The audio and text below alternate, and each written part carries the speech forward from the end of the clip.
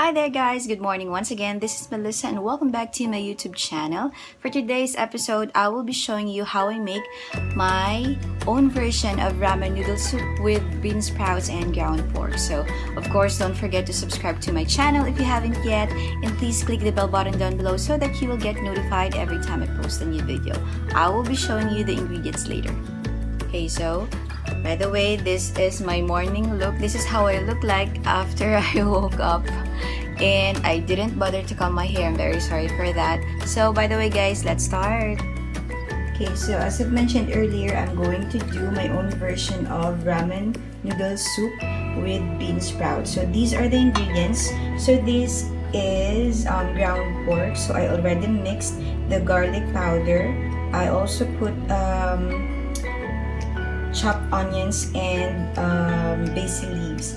Plus, I had here the bean sprouts, or sa Tagalog is yung munggo sprouts natin, and my noodles. So, and just in case I'll be needing these, so I have here the chopped onion. I also have here the Tuscan herbs, and of course, the garlic powder.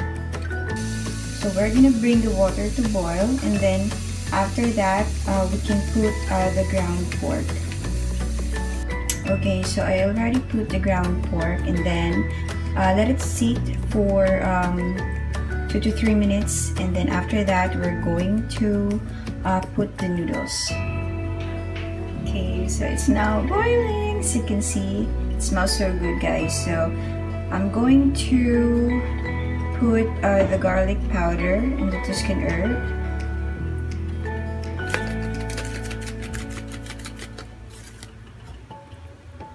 Let's mix it or stir it.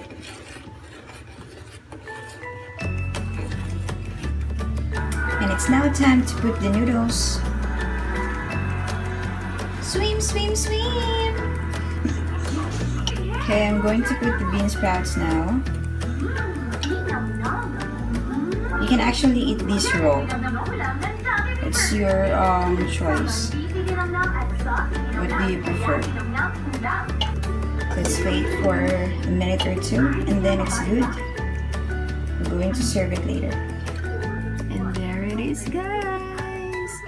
This is my own version of ramen noodle soup with bean sprouts and ground pork. So there. Let's taste it now.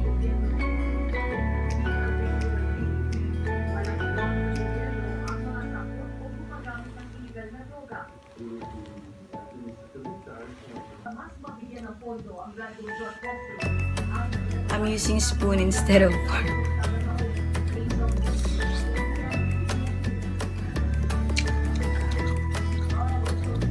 Oh my god, so yummy, guys.